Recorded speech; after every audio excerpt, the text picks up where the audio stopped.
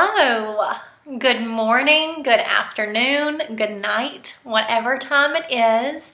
I am so excited to finally be able to teach you again. Even though we're far apart from each other, I want you all to know how much I miss you and I can't wait to see you again. This is going to be a little different. I'm going to be filming videos every week for you. And you're going to watch the video and then you're going to complete the assignments that go with it. The video is going to be available on Connect all week long, so you can watch it as many times as you want. I have provided you with some assignments on Connect this week. There are a few specific things that you need to look for. So you are going to be reading a novel this week. We're going to be reading Frindle. I know it's backwards, but we're going to be reading Frindle by Andrew Clements. It's a really great book.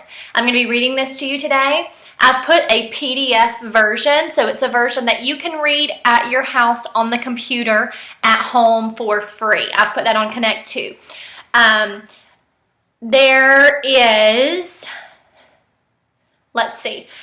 are 3 things that you're going to be doing for me this week. They're on Google Forms.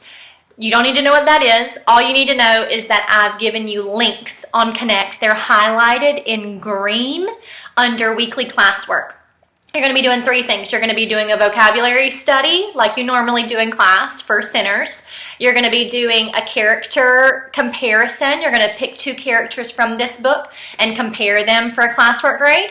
And then you are going to do some comprehension questions based on the book. And you can come back to my video or you can look at the electronic copy to answer those questions. Those are your weekly assignments for me for reading.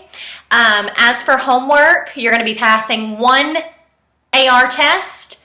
Taking 1 AR test, whatever grade you get on it is the grade you get for the homework assignment. It can be nonfiction or fiction. It could be Frindle when we finish. And we will finish this week.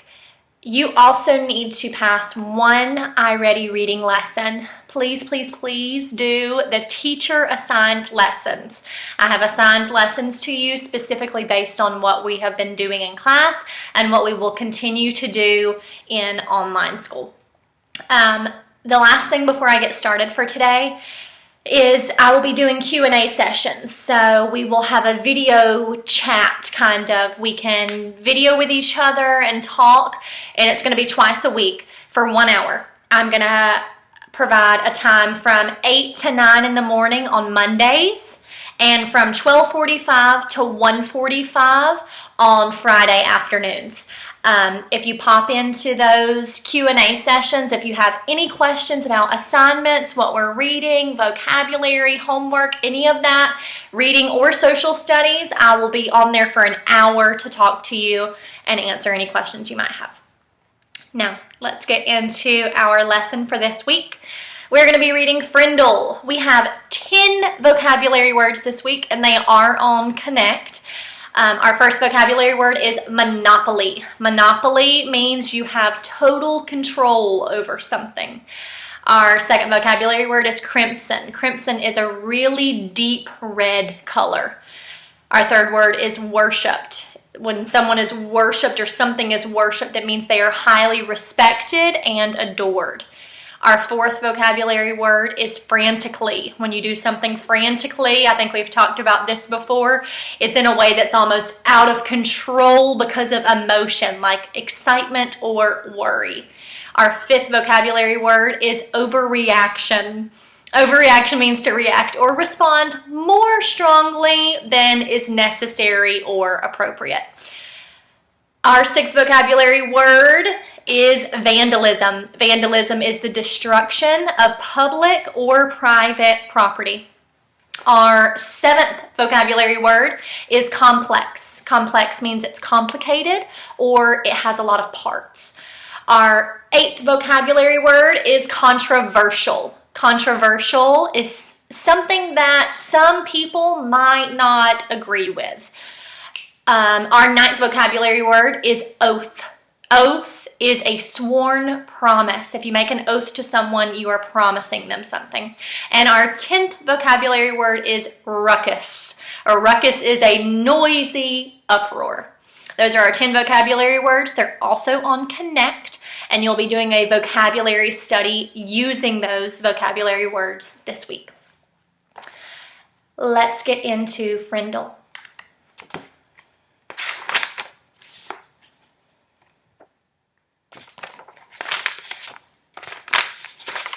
This is by Andrew Clements, and it is a fiction story. So remember, it's realistic fiction, so we know that means it's not true, but something similar could happen. There's nothing in here that's too out of the ordinary. No animals talking, nothing like that. Chapter 1, Nick. If you ask the kids and the teachers at Lincoln Elementary School to make 3 lists, all the really bad kids, all the really smart kids, and all the really good kids, Nick Allen would not be on any of them. Nick deserved a list all his own, and everyone knew it. Was Nick a troublemaker? Hard to say. One thing's for sure. Nick Allen had plenty of ideas, and he knew what to do with them. One time in 3rd grade, Nick decided to turn Miss Deaver's room into a tropical island. What kid in New Hampshire isn't ready for a little summer in February? So first, he got everyone to make small palm trees out of green and brown construction paper and tape them onto the corners of each desk. Miss Deaver had only been a teacher for about 6 months, and she was delighted. That's so cute! The next day, all the girls wore paper flowers in their hair, and all the boys wore sunglasses and beach hats. And Miss Deaver clapped her hands and said, "It's so colorful." The day after that, Nick turned the classroom thermostat up to about 90 degrees with a little screwdriver he had brought from home. All the kids changed into shorts and t-shirts with no shoes. And when Miss Deaver left the room for a minute, Nick spread about 10 cups of fine white sand all over the classroom floor. Miss Deaver was surprised, again, at just how creative her students could be. But the sand got tracked out into the hallway where Manny, the custodian, did not think it was creative at all, and he stomped right down to the office. The principal followed the trail of sand, and when she arrived, Miss Deaver was teaching the hula to some kids near the front of the room, and a tall, thin, shirtless boy with chestnut hair was just spiking a Nerf volleyball over a net made from 6 t-shirts tied together. The 3rd grade trip to the South Seas ended suddenly. But that didn't stop Nick from trying to liven things up. Lincoln Elementary needed a good jolt once in a while, and Nick was just the guy to deliver it. About a year later, Nick made the great blackbird discovery. One night, he learned on a TV show that red-winged blackbirds give this high-pitched chirp when a hawk or some other danger comes near. Because of the way sound travels, the hunter birds can't tell where the high-pitched chirp is coming from. The next day during silent reading, Nick glanced at his teacher, and he noticed that Mrs. Avery's nose was curved, kind of like the beak of a hawk. So Nick let out a high, squeaky, blackbird beep. Mrs. Avery jerked her head up from her book and looked around. She couldn't tell who did it, so she just said, "Shh," to the whole class. A minute later, Nick did it again, and louder. Peep! This time there was a little giggling from the class. But Mrs. Avery pretended not to hear the sound, and about 15 seconds later, she slowly stood up and walked to the back of the classroom. Without taking his eyes off his book and without moving at all, Nick put his heart and soul into the highest and most annoying chirp of all. Beep! Mrs. Avery pounced. "Janet Fisk, you stop that this instant." Janet, who was sitting 4 rows away from Nick, promptly turned white, then bright crimson. "But it wasn't me. Honest." There was a catch in Janet's voice, as if she might cry. Mrs. Avery knew she had made a mistake, and she apologized to Janet. "But someone is asking for big trouble," said Mrs. Avery, looking more like a hawk every second. Nick kept reading, and he didn't make a peep. At lunchtime, Nick talked to Janet. He felt bad that Mrs. Avery had pounced on her. Janet lived in Nick's neighborhood, and sometimes they played together. She was good at baseball, and she was better at soccer than most of the kids in the whole school, boys or girls. Nick said, "Hey, Janet, I'm sorry you got yelled at during reading. It was my fault. I was the one who made that sound." "You did?" said Janet. "But how come Mrs. Avery thought it was me?" So Nick told her about the blackbirds, and Janet thought it was pretty interesting. Then she tried making a peep or two, and Janet's chirps were even higher and squeakier than Nick's. She promised to keep everything a secret. For the rest of Nick's 4th grade year, at least once a week, Mrs. Avery heard a loud peep from somewhere in the classroom. Sometimes it was a very high-pitched chirp, and sometimes it was a very high-pitched chirp. Mrs. Avery never figured out who was making that sound, and gradually she trained herself to ignore it. But she still looked like a hawk. To Nick, the whole thing was just one long and successful science experiment, and Janet Fisk enjoyed it too. Chapter 2, Mrs. Granger. 5th grade was different. That was the year to get ready for middle school. 5th grade meant passing classes. It meant no morning recess. It meant real letter grades on your report cards. But most of all, it meant Miss Granger. There were about 150 kids in 5th grade, and there were 7 5th grade teachers. 2 math, 2 science, 2 social studies, but only 1 language arts teacher. In language arts, Mrs. Granger had a monopoly and a reputation. Mrs. Granger lived alone in a tiny little house in the older part of town. She drove an old pale blue car to school every morning, rain or shine, snow or sleet, hail or wind. She had a perfect attendance record that stretched back farther than anyone could remember. Her hair was almost white, swept away from her face and up into something like a nest on the back of her head. Unlike some of the younger women teachers, she never wore pants to school. She had 2 skirt and jacket outfits, her gray uniform and her blue uniform, which she always wore over a white shirt with a little cameo pin at the neck. And Mrs. Granger was one of those people who never sweats. It had to be over 90 degrees before she even took off her jacket. She was small, as teachers go. There were even some 5th graders who were taller, but Mrs. Granger seemed like a giant. It was her eyes that did it. They were dark gray, and if she turned them on full power, they could make you feel like a speck of dust. Her eyes could twinkle and laugh too, and kids said she could crack really funny jokes. But it wasn't the jokes that made her famous. Everyone was sure that Mrs. Granger had X-ray vision. Don't even think about chewing a piece of gum within 50 feet of her. If you did, Mrs. Granger would see you and catch you and make you stick the gum onto a bright yellow index card. Then she would safety pin the card to the front of your shirt, and you'd have to wear it for the rest of the school day. After that, you had to take it home or have your mom or dad sign the card and bring it back to Mrs. Granger the next day. And it didn't matter to Miss Granger if you weren't in 5th grade, because the way she saw it, sooner or later, you would be. All the kids at Lincoln Elementary School knew that at the end of the line, 5th grade, Mrs. Granger would be the one grading their spelling test and their reading test, and worst of all, their vocabulary test, week after week, month after month. Every language arts teacher in the world enjoys making kids use the dictionary. Check your spelling, check that definition, check those syllable breaks. But Mrs. Granger didn't just enjoy the dictionary. She loved the dictionary, almost worshipped it. Her weekly vocabulary list was 35 words long, sometimes longer.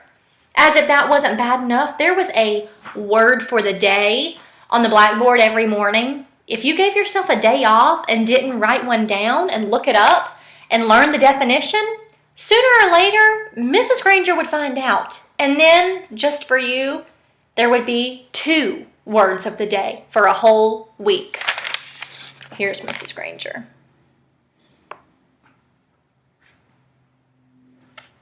A little scary. Mrs. Mrs. Granger kept a full set of 30 dictionaries on a shelf at the back of the room, but her pride and joy was one of those huge dictionaries with every word in the universe in it, the kind of book it takes 2 kids to carry. It sat on its own little table at the front of her classroom, sort of like the altar at the front of a church. Every graduate of Lincoln Elementary School for the past 35 years could remember standing at that table, listening to Mrs. Granger's battle cry. "Look it up! That's why we have the dictionary!" Even before the school year started, when it was still the summer before 5th grade for Nick and his friends, Mrs. Granger was already busy. Every parent of her new 5th grader got a letter from her. Nick's mom read part of it out loud during dinner one night in August. Every home is expected to have a good dictionary in it so that each student can do his or her homework properly. Good spelling and good grammar and good word skills are essential for every student. Clear thinking requires a command of the English language, and 5th grade is the ideal time for every girl and boy to acquire an expanded vocabulary. And then there was a list of the dictionaries that Mrs. Granger thought would be acceptable for home study. And then there was a list of the dictionary. Mrs. Allen said, "It's so nice to have a teacher who takes her work this seriously." Nick groaned and tried to enjoy the rest of his hamburger, but even watermelon for dessert didn't cheer him up much. Nick had no particular use for the dictionary. He liked words a lot, and he was good at using them, but he figured that he got all the words he needed just by reading, and he read all the time. When Nick ran into a word he didn't know, he asked his brother or his dad or whoever was handy what it meant, and if they knew, they'd tell him, but not Mrs. Granger. He had heard all about her, and he had seen 5th graders in the library last year, noses stuck in their dictionaries, frantically trying to finish their vocabulary sheets before English class. It was still a week before school, and Nick already felt like 5th grade was going to be a very long year. Chapter 3, The Question. The first day of school was always a get-acquainted day. Books were passed out, and there was a lot of chatter. Everyone asked, "What did you do over the summer?" Periods 1 through 6 went by very smoothly for Nick. But then came period 7. Mrs. Granger's class was all business. The first thing they did was take a vocabulary pretest to see how many of the 35 words for the week the kids already knew. Tremble, circular, orchestra, the list went on and on. Nick knew most of them. Then there was a handout about class procedures. After that, there was a review paper about cursive writing. And then there was a sample sheet showing how the heading should look on every assignment. No let up for 37 minutes straight. Nick was an expert at asking the delaying question, also known as the teacher stopper or the guaranteed time waster. At 3 minutes before the bell, in that split second between the end of today's classwork and the announcement of tomorrow's homework, Nick could launch a question guaranteed to sidetrack the teacher long enough to delay or even wipe out the homework assignment. Timing was important, but asking the right question, that was the hard part. Questions about stuff in the news, questions about the college the teacher went to, questions about the teacher's favorite book or sport or hobby. Nick knew all the tricks, and he had been very successful in the past. Here he was in 5th grade, near the end of his very first language arts class with Mrs. Granger, and Nick could feel a homework assignment coming the way a farmer can feel a rainstorm. Mrs. Granger paused to catch her breath, and Nick's hand shot up. She glanced down at her seating chart, and then up at him. Her sharp gray eyes were not even turned up to half power. "Yes, Nicholas?"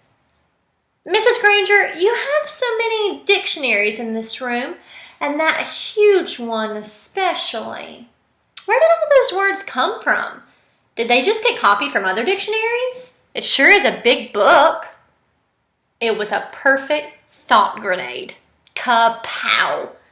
Several kids smiled, and a few peeked at the clock. Nick was famous for this, and the whole class knew what he was doing. Unfortunately, so did Mrs. Granger. She hesitated a moment and gave Nick a smile that was just a little too sweet to be real. Her eyes were the color of a thundercloud. Why, what an interesting question, Nicholas. I could talk about that for hours, I bet. She glanced around the classroom. Do the rest of you want to know too? Everyone nodded yes. Well, very well then. Nicholas, will you do some research on that subject and give a little oral report to the class? If you find out the answer yourself, it will mean so much more than if I just told you. Please have your report ready for our next class. Mrs. Granger smiled at him again, very sweetly.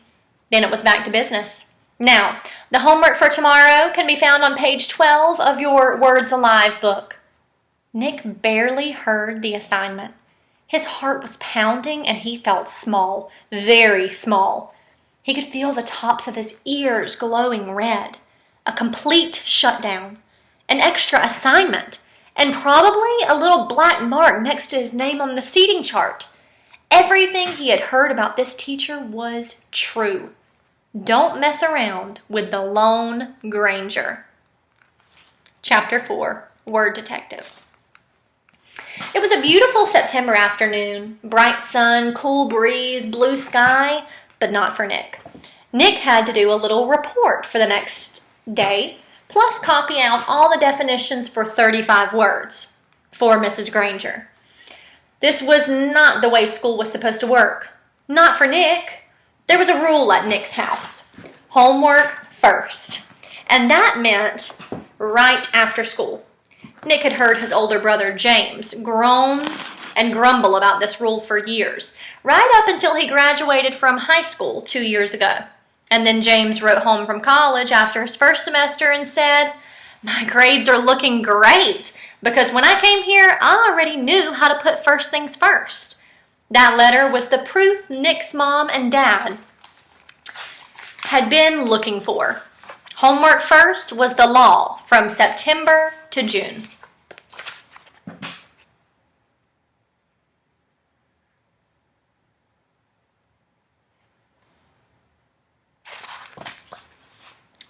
What's this called?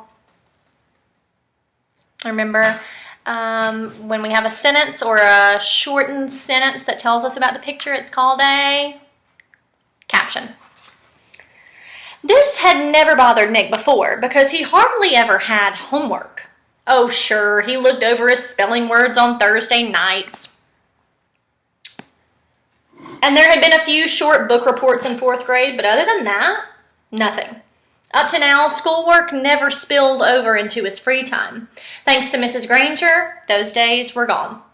First, he looked at the definitions in the brand new red dictionary that his mom had bought, because Mrs. Granger told her to. It took almost an hour. He could hear a baseball game in John's yard down the street, yelling and shouting, and every few minutes the sharp crack of a bat connecting with a pitch. But he had a report to do for Mrs. Granger. Nick looked at the very front of the dictionary.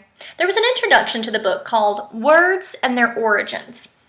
Perfect, Nick thought. It was just what he needed to do his report. It would all be over in a few minutes. Nick could already feel the sun and the breeze on his face as he ran outside to play, homework all done. Then he read the first sentence from the introduction. Without question, this modern American dictionary is one of the most surprisingly complex and profound documents ever to be created, for it embodies unparalleled etymological detail, reflecting not only superb lexicographic scholarship, but also the dreams and speech and imaginative talents of millions of people over thousands of years. For every person who has ever spoken or written in English has had a hand in its making. What? Nick scratched his head and read it again. And then again. Not much better. It was sort of like trying to read the ingredients on a shampoo bottle. He slammed the dictionary shut and walked downstairs. Nick's family did a lot of reading, so bookshelves covered 3 of the 4 walls in the family room. There were 2 sets of encyclopedias. The black set was for grown-ups, and the red set was for kids. Nick pulled out the D volume from the red set and looked up dictionary. There were 3 full pages with headings like early dictionaries, word detectives, and dictionaries today. Not very exciting, but he had to do it, so Nick just plopped down on the couch and read all of it. And when he was finished with the kid's book, he opened up the Black Encyclopedia and read most of what it said about dictionaries too. He understood only about half of what he read. He leaned back on the couch and covered his eyes with his arm, trying to imagine himself giving a report on all this boring stuff. He'd be lucky to have 3 minutes worth. But because Nick was Nick, he suddenly had an idea, and it brought a grin to his face. Nick decided that giving this report could actually be fun. He could make it into something special. After all, Mrs. Granger had asked for it. Chapter 5, The Report. By lunchtime the next day, Nick had a bad feeling in the pit of his stomach. 7th period was coming. He was going to have to stand up in front of Miss Granger's class. The eyes of everyone in the class would be glued to his face, and Mrs. Granger's eyes would be cranked up to maximum punch power. He looked over his notes again and again. The first English dictionary, the growth of the English language, William Shakespeare, words from French and German, new words, old words, new inventions, Anglo-Saxon words, Latin and Greek roots, American English. It all became a big jumble in his mind. And his grand plan from the night before, in the harsh fluorescent light of the school day, it seemed impossible. What is it with the clocks in school? When you're planning to go to the carnival after school, the clocks in every class practically run backward. And the school day lasts for about 3 weeks. But if you have to go to the barber or go shopping for clothes after school, zip, the whole day is over before you can blink. And today, after lunch, periods 5 and 6 went by in 2 ticks. As the 7th period bell rang, Mrs. Granger walked into the classroom, took 4 steps to her desk at the side of the room, flipped open her attendance book, glanced out at the class, and made 2 little check marks. Then, looking up at Nick, she said, "I think we have a little report to begin our class today, Nicholas?" 15 seconds into 7th period, and Nick was on stage. This lady plays for keeps, thought Nick. He gulped, grabbed his crumpled note cards in his book bag, and walked to the front of the room. He stood next to the giant dictionary on its little table, and Mrs. Granger walked to the back of the classroom and sat primly on a tall stool next to the bookcases. She was wearing her blue uniform. Taking a deep breath, Nick began. "Well, the first thing I learned is that the first English dictionary," Mrs. Granger interrupted. "Excuse me, Nicholas, but does your report have a title?" Nick looked blankly at her. "A title? No, I didn't make a title." "Class, please remember to include a title whenever you prepare an oral or written report. Now please go on, Nicholas." And she smiled and nodded at him. Nick began again. Looking right at Mrs. Granger, he said, "The dictionary." A couple of kids thought that was funny, but Nick played it straight and just kept talking. "A lot of people think that the first English dictionary was put together in the 1700s by a man named Samuel Johnson. He lived in London, England. He was real smart, and he wrote a lot of books, and he wanted all the other smart people to have a good dictionary to use, so he made one. But there were other dictionaries before his. The thing that was different about Johnson's dictionary was its size, first of all. He had over 43,000 words in it. The class made a bunch of noise at this big number. Ooh, and wow, and stuff like that. And Nick lost his concentration. He glanced up at Mrs. Granger, expecting to see those eyes drilling a hole in him. But they weren't. They were almost friendly, in a teachery kind of way.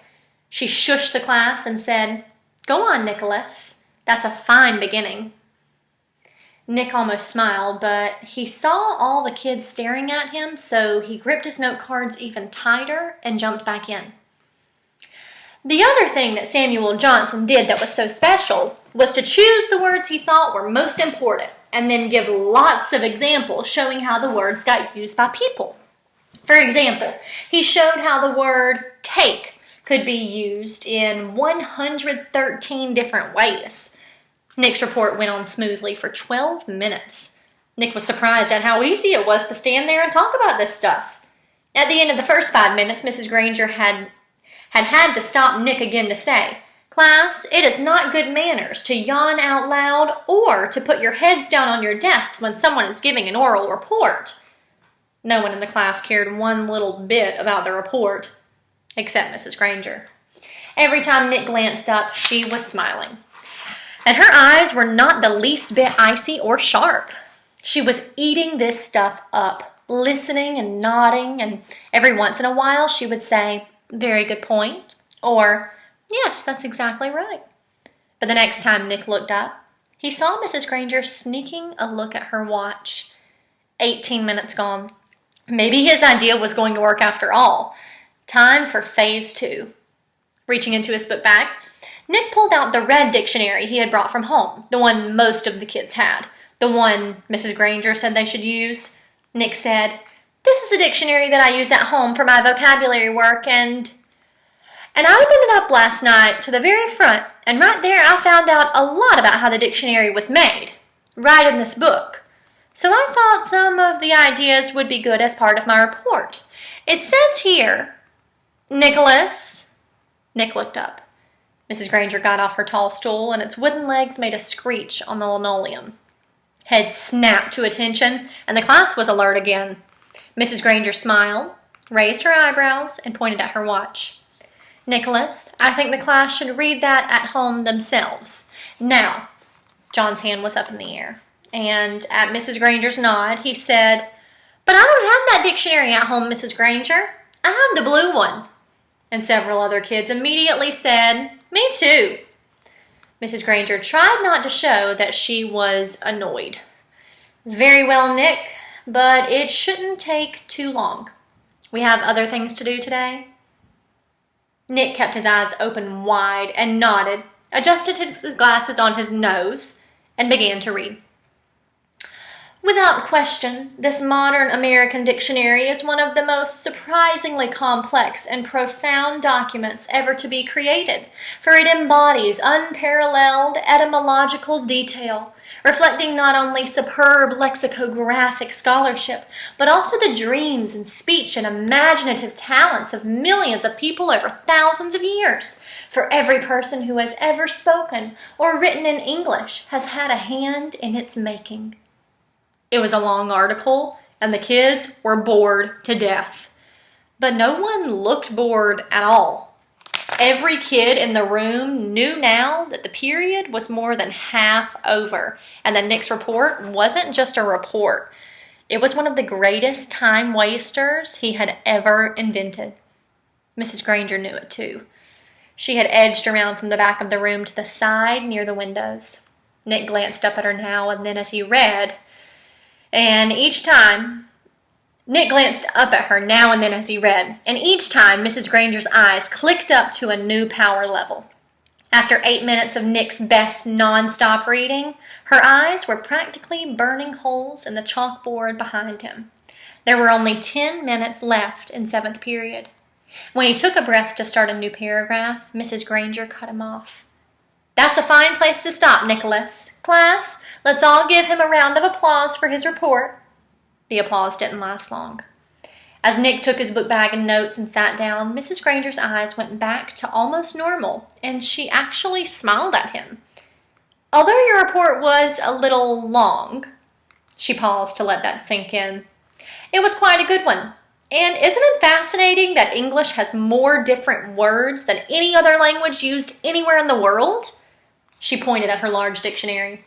"That one book contains the definitions of more than 450,000 words. Now, wasn't I right, Nicholas? All this will mean so much more since you learned about it on your own." Mrs. Granger was beaming at him. Nick sank lower in his chair. This was worse than writing the report, worse than standing up to give it. He was being treated like like the teacher's pet. And he had the feeling she was doing it on purpose. His reputation was in great danger. So he launched another question. He raised his hand, and he didn't even wait for Mrs. Granger to call on him. Yeah, but I still don't really get the idea of why words all mean different things. Like, who says that D-O-G means the thing that goes woof and wags its tail? Who says so? And Mrs. Granger took the bait. Who says dog means dog? You do, Nicholas. You and I and everyone in this class and this school and this town and this state and this country. We all agree. If we lived in France, we would all agree that the right word for that hairy, four-legged creature was a different word. Chien. It sounds like Shein, but it means what D-O-G means to you and me. And in Germany, they say Hund, and so on, all around the globe. But if all of us in this room decided to call that creature something else, and if everyone else did too, then that's what it would be called. And one day it would be written in the dictionary that way. We decide what goes in that book. And she pointed at the giant dictionary, and she looked right at Nick. And she smiled again. Then Mrs. Granger went on.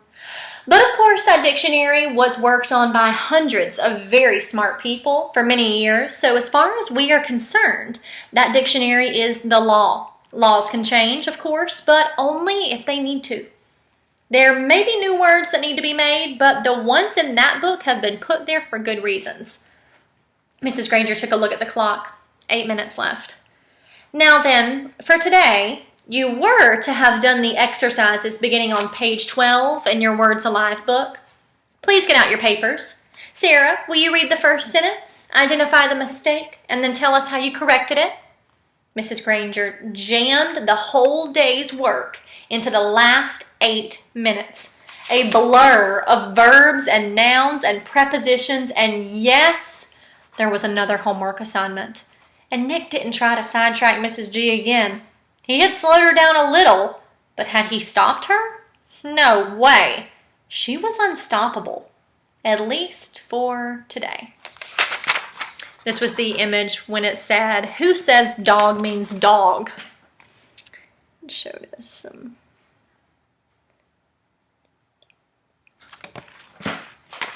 Chapter 6, The Big Idea. 3 things happened later that same afternoon.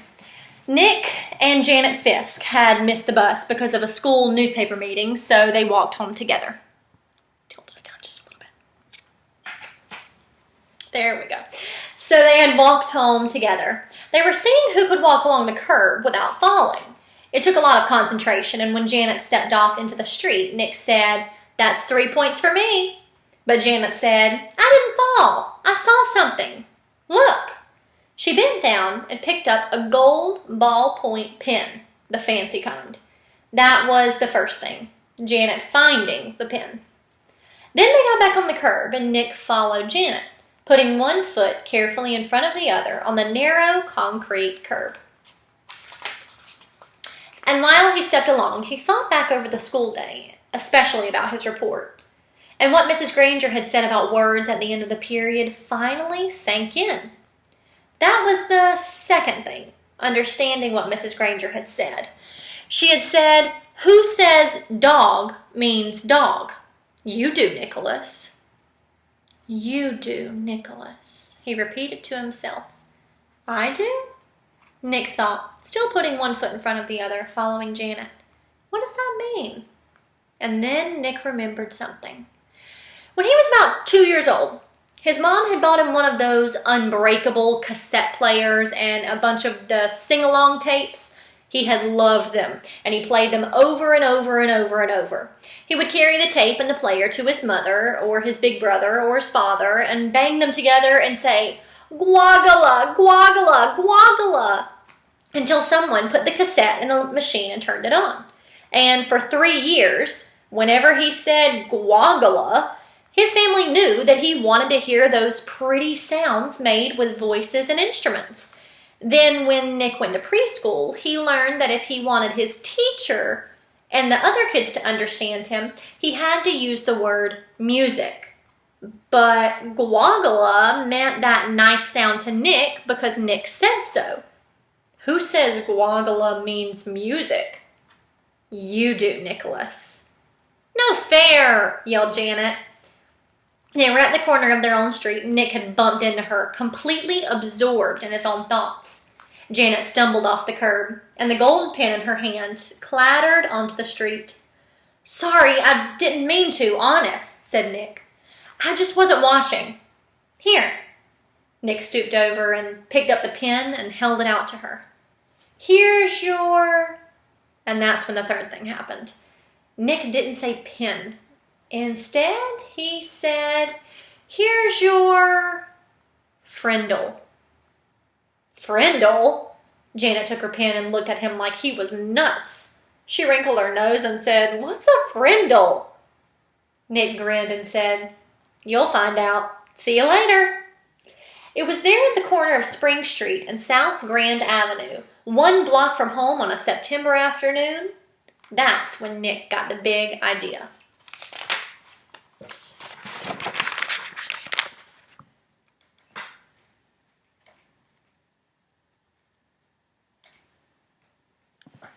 What do you think he's thinking? And by the time he had run down the street and up the steps and through the door and upstairs to his room, it wasn't just a big idea. It was a plan, a whole plan, just begging for Nick to put it into action. And action was Nick's middle name. The next day after school, the plan began. Nick walked into the penny pantry store and asked the lady behind the counter for a Frindle.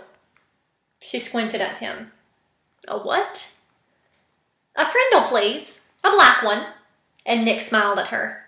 She leaned over closer and aimed one ear at him. You want what? A Frindle. And this time Nick pointed at the ballpoint pens behind her on the shelf. A black one, please. The lady handed Nick the pen. He handed her the 49 cents and said, Thank you, and left the store. 6 days later, Janet stood at the counter of the penny pantry. Same store, same lady.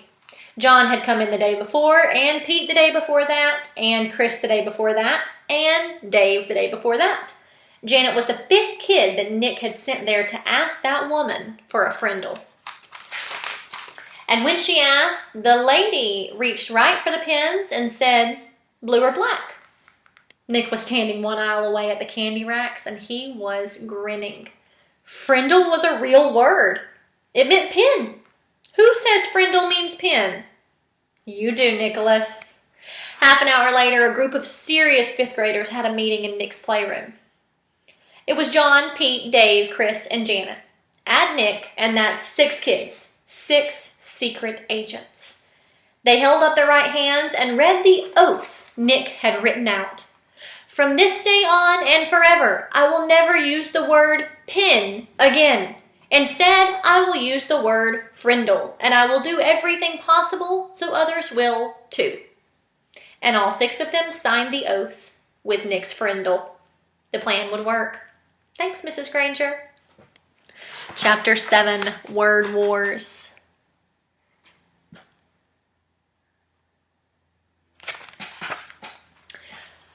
How do you think Miss Granger's going to feel about this, by the way? Because I have a feeling she's going to hear... and I don't know how she's going to feel. School was the perfect place to launch a new word. And since this was a major historical event, Nick wanted it to begin in exactly the right class, 7th period language arts. Nick raised his hand first thing after the bell rang and said, Mrs. Granger, I forgot my Frindle. Sitting 3 rows away, John blurted out, I have an extra one you can borrow, Nick. Then John made a big show of looking for something in his backpack. I think I have an extra Frindle. I told my mom to get 3 or 4. I'm sure I had an extra Frindle in here yesterday, but I must have taken it. Wait. Oh yeah, here it is.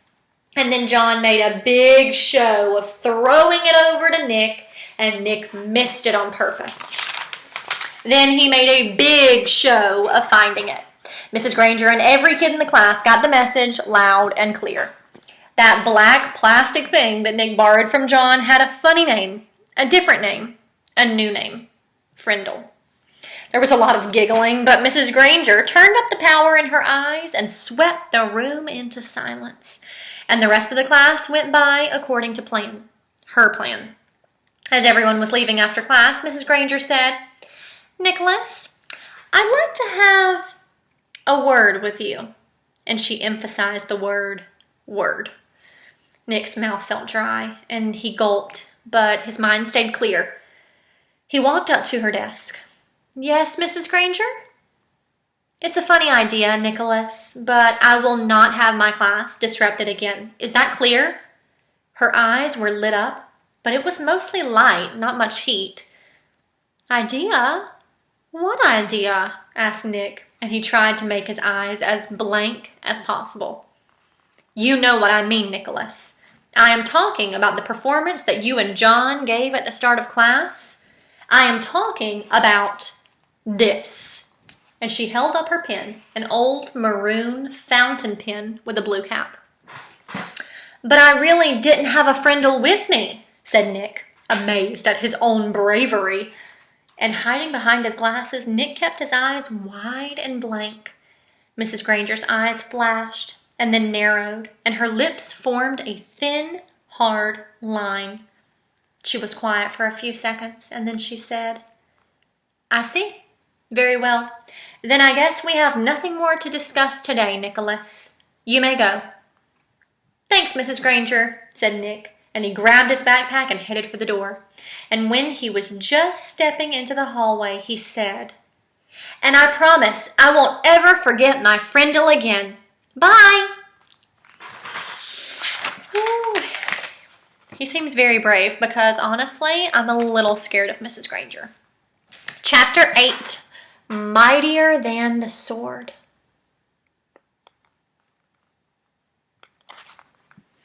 Two days later, the photographer came to take class pictures. The 5th grade picture would be taken last, right after lunch. That gave Nick and his secret agents plenty of time, and they whispered something into the ear of every 5th grader.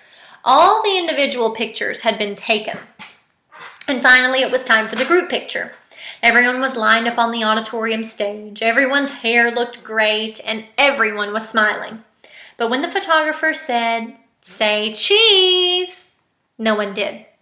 Instead, every kid said, "Frindle," and they held one up for the camera to see. The photographer was out of film, so that shot was the only 5th grade group picture he took. 6 of the 5th grade teachers were not pleased, and Mrs. Granger was furious. No one had really wanted to make the teachers mad.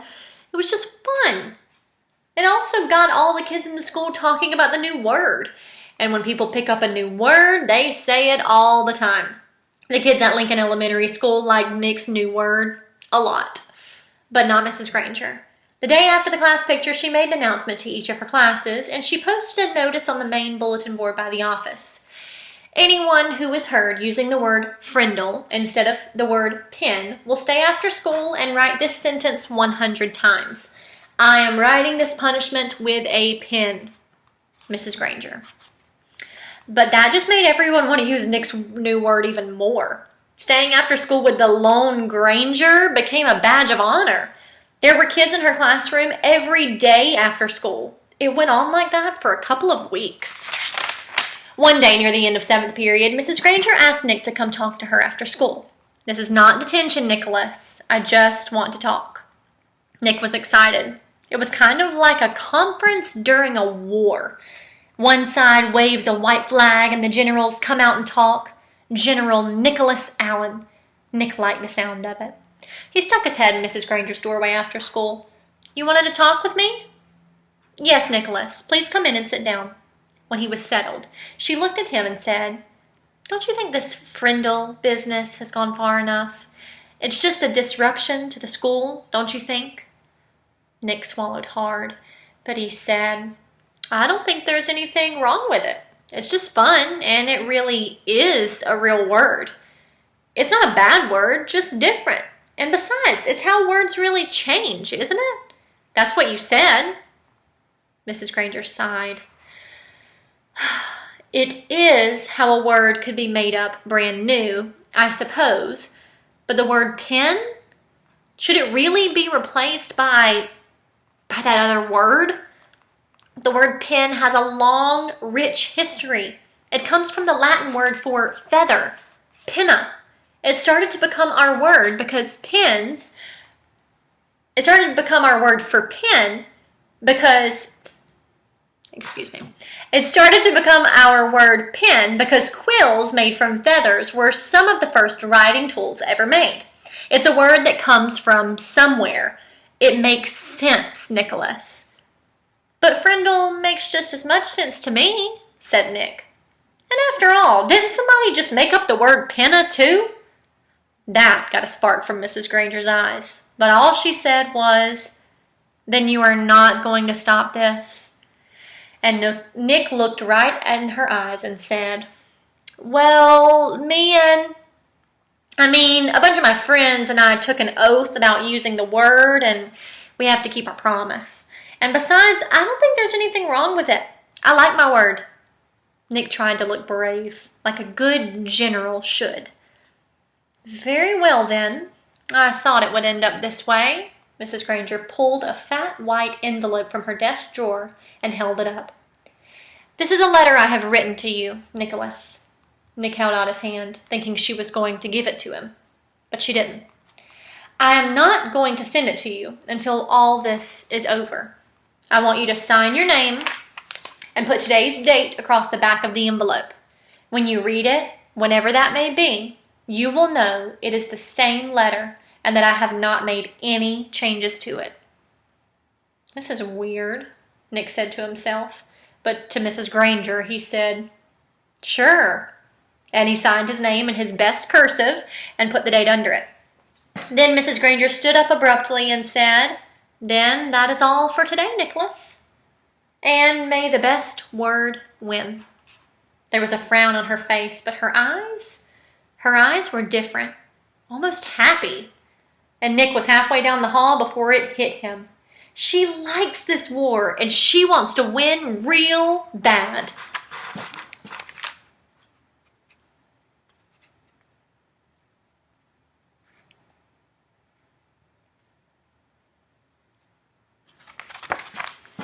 Walking to school the next day, Pete had a great idea. How about we see if we can get every kid in the whole 5th grade to go up and ask Mrs. Granger, Can I borrow a Frindle? You mean, Mrs. Granger, may I borrow a Frindle? Said Dave. Got to use good grammar. Don't want to upset Dangerous Grangerous. Sounds good to me, said Nick. She can't keep everyone after school, can she? Almost 80 kids stayed after school with Mrs. Granger that day. They filled her room and spilled out into the hallway. The principal had to stay late to help, and they had to arrange 2 special late buses to get all the kids home. And the next day, all the 5th graders did it again, and so did a lot of other students. Over 200 kids. Parents called to complain. The school bus drivers threatened to go on strike, and then the school board and the superintendent got involved. And about this time, the principal of Lincoln Elementary School paid a little visit to the home of Mr. and Mrs. Allen. She wanted to talk to them about their son, the one in 5th grade, the one named Nick. Chapter 9, Chess. Mrs. Margaret Chatham had been principal of Lincoln Elementary School for 18 years. She knew Mr. and Mrs. Allen because they had all served together on the building committee when the old Lincoln School was torn down and the new one was built 6 years ago. When she telephoned on the afternoon of October 1st to set up the meeting, Mrs. Chatham had asked Nick to be there too. It was 6:30 when she knocked, and Nick opened the door. Good evening, Nick, she said. No smile. Hi, Mrs. Chatham, said Nick, backing away as she filled the doorway. She was a large person, as tall as Nick's dad, with wide shoulders. Nick guessed she would play linebacker on a football team because that's what his dad had played in college. Hello, Mr. and Mrs. Allen, she said, stepping into the living room.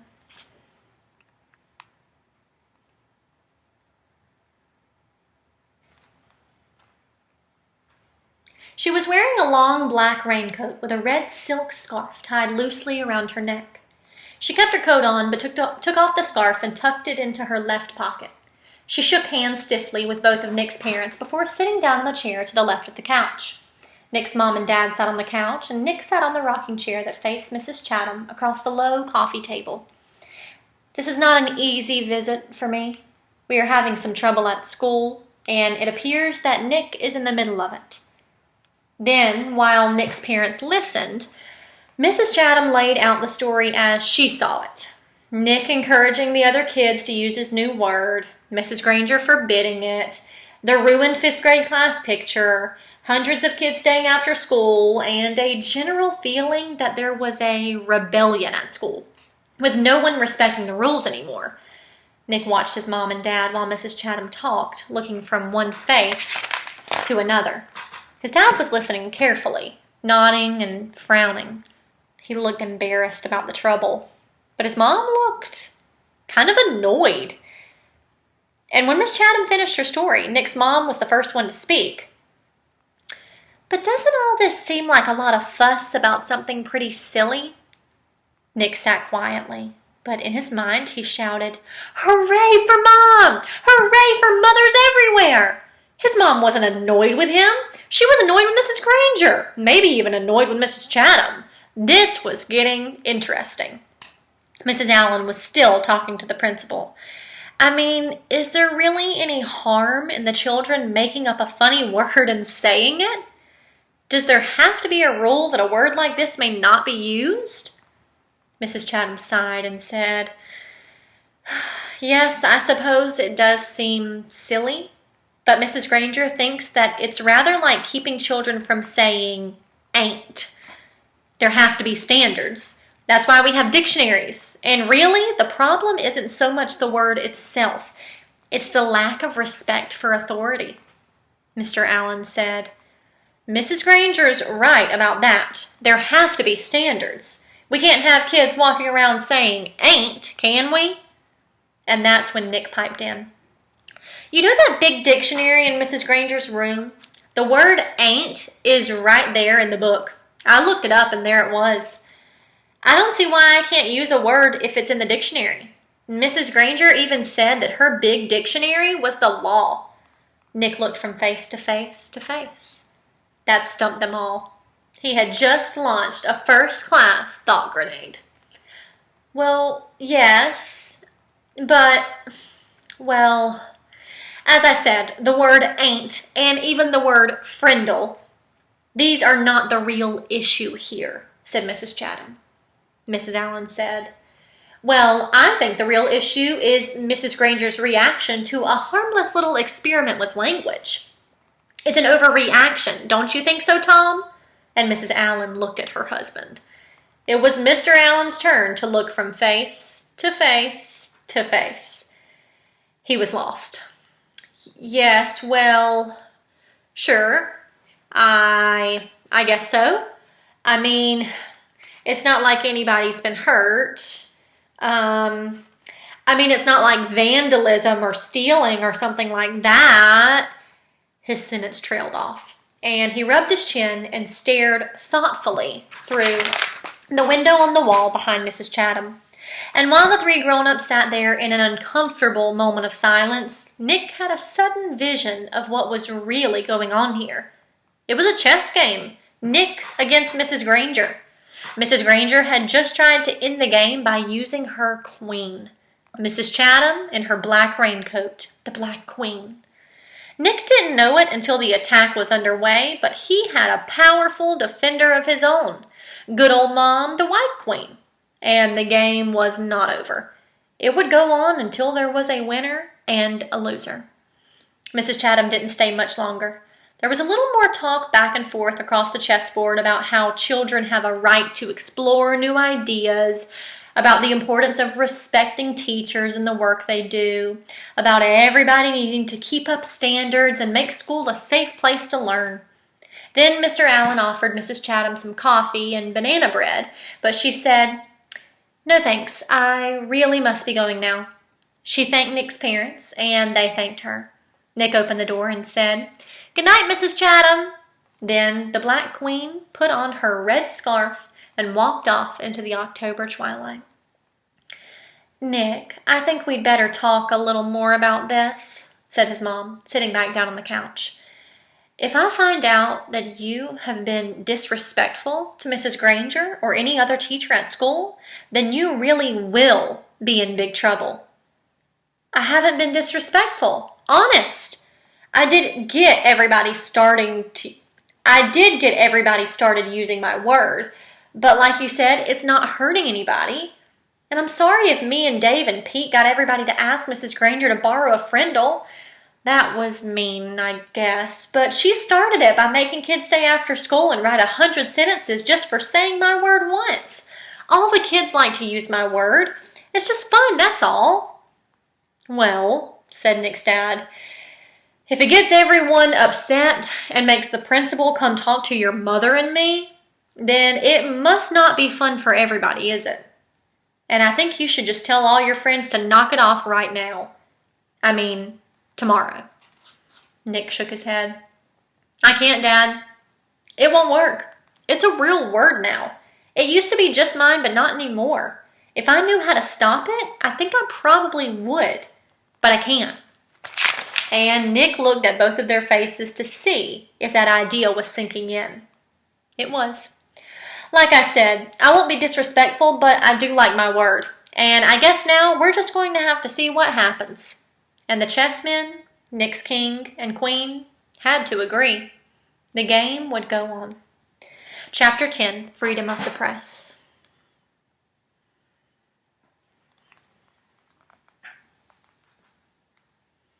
I think this is telling us something a little bit deeper about words. Think about what this is telling us about words, more than just silly made-up words. Words are very powerful, right? Chapter 10, Freedom of the Press. Judy Morgan was a reporter for the Westfield Gazette, the local newspaper. Westfield was a quiet little town. There was the occasional burglary, the teenagers got rowdy once in a while, and there was some shouting at the town council or the planning board now and then. But mostly, things were calm and orderly in Westfield, and every Thursday, the Westfield Gazette proved it. Ted Bell sold advertisements for the paper, and he had a daughter in 4th grade at Lincoln Elementary. He told Judy that a bunch of 5th graders were making trouble and were not obeying teachers anymore, that there was something about a secret code word they were all using. And half the students had been kept after school one day last week, including his own little girl. The only other story Judy was working on was about 18 new trees that were going to be planted along East Main Street. The trees could wait. This thing at the elementary school sounded like a real story. So Judy Morgan showed up at Lincoln Elementary School at 3 o'clock the day after Mrs. Chatham had been to visit Nick's parents. The sign on the door said, "All visitors must report to the office." And she did. On the bulletin board outside the office, Judy saw Mrs. Granger's notice about the punishment for using the word Frindle. She stepped back 2 paces, aimed her camera at the notice, and snapped a photo. She read the notice once more and then stepped into the office. Mrs. Freed, the school secretary, looked up and smiled. "May I help you?" "Yes, I'm sure you can. My name is Judy Morgan, and I work for the Westfield Gazette. I'd like to know about that poster outside of the office, the one about this word Frindle. Who should I talk to?" Mrs. Freed stopped smiling. She was sick and tired of anything to do with that word. For the past week, her phone had been ringing off the hook. If it wasn't a parent complaining about a child who had to stay after school, it was someone from the school board trying to get in touch with Mrs. Chatham or Mrs. Granger. Mrs. Freed pursed her lips and narrowed her eyes. She said, "You'll have to speak with the principal. Let me see if Mrs. Chatham is free." She was. There isn't a principal alive who won't find the time to talk to someone from the local newspaper. The reporter was invited into Mrs. Chatham's office. Judy noticed right away that the principal was not comfortable talking about this stuff. When asked about the poster outside the office door, Mrs. Chatham laughed and said, "Oh, that's nothing really. Some kids have been playing a prank, and it was time to put a stop to it." The principal's laugh sounded phony to Judy Morgan. And did that notice put an end to the prank? I heard that a lot of children were kept after school last week. Would you tell me a little bit about that? Parents would like to know what's going on. Mrs. Chatham looked like a kid who had been sent to the principal's office. She squirmed a little on her chair and tried to smile. She said, "Well, we do have a little problem, but it's under control. Mrs. Granger may have overreacted a bit. I don't think the children have really been trying to be disrespectful. They're just having some fun, and it's more like a difference of opinion." And then Mrs. Chatham went on to tell the reporter what she knew about the word Frindle and how it had become popular among the students. Judy Morgan took careful notes. And when the principal had finished, Judy said, "Would you mind if I ask Mrs. Granger a few questions?" Mrs. Chatham said, "No, not at all." But Judy could tell that the principal wished she would just go away. What could she say, though? Mrs. Chatham couldn't very well keep the reporter away from Mrs. Granger because, after all, America is a free country with a free press. When we say press, we don't mean press something. We mean press like newspapers, people who are writing stories for newspapers and other news sources, maybe on TV. They're all called the press. If Judy really wanted to, she would talk to Mrs. Granger sooner or later. It was sooner. In 3 minutes, Judy Morgan was standing at the doorway of room 12, looking in at Mrs. Granger. There were about 15 children sitting at desks scattered around the room, busy writing out their 100 sentences. She knocked, and the teacher and students looked up from their work. "I'm Judy Morgan from the Westfield Gazette, Mrs. Granger. May I have a word with you?" Mrs. Granger stood and came out into the hallway and closed the door. Judy could see past her and saw that every kid in the room was straining to listen. Judy noticed Mrs. Granger's eyes right away. Gray, maybe flecked with a little gold, and very sharp, but not hard or mean, just bright and strong. The reporter didn't waste words. "So I hear that you plan to stop the students from using their new word. How goes the battle?" Mrs. Granger did not smile, and her eyes got even brighter. "First of all, it is not a battle. I am merely helping my students to see that this foolishness should stop. Such a waste of time and thought. There is no reason to invent a new and useless word. They should each learn to use the words we already have. But of course, all of this is just a silly fad. And when you add an E to fad, you get fade. And I predict that this fad will fade." Judy looked up from her notepad and asked, "Any idea how it all got started?" Mrs. Granger's eyes seemed to almost catch on fire at that question, and she said, "Yes, I have a very good idea how it all got started. It was one young man's idea, a 5th grade student named Nicholas Allen. And now you will have to excuse me, Miss Morgan, for I have papers I must grade." And with a brief, firm handshake, Mrs. Granger ended the interview. The reporter didn't leave right away. She walked back through the hallway and sat on a bench outside the office so she could look over her notes to make sure they made sense. It took her about 5 minutes. Then Judy stood up, put her notebook into her large black purse, waved goodbye to a frowning Mrs. Freed, and headed out the door. As she walked to the parking lot, 5 or 6 kids who had just finished writing their sentences for Mrs. Granger came out another door. Judy walked beside them, listening to them laugh and joke. Then she asked them, "Why do you kids keep saying Frindle? Don't you hate staying after school?" A boy, who was almost falling over from the weight of his backpack, looked up at her and smiled. "It's not so bad. There's always a bunch of my friends there. I've written that sentence 600 times now." And then the kids said Mrs. Granger didn't even look at their punishment papers anymore. They were sure, because where you were supposed to write, "I'm writing this punishment with a pen," everyone was writing the word Frindle every 4th or 5th sentence. And Mrs. Granger hadn't said anything. One girl bragged that she had written the word Frindle 45 times on her sheets today. She grinned and said, "That's a new record." "And this boy named Nick," Judy asked, Has he had to stay after school too? The kids giggled, and a tall boy with reddish-brown hair and glasses said, Mrs. Granger has kept Nick after school so much that everyone thinks she wants to adopt him. The reporter smiled and said, Do you think I could find Nick and talk to him this afternoon? The boy looked at Judy for a second and then said, I don't think Nick would want to talk to you right now. He might say something stupid and get himself into trouble. Then he grinned at his friends. The kids laughed and poked and punched each other and headed off down the block. Judy drove back to her office and started writing. Here's one of the papers.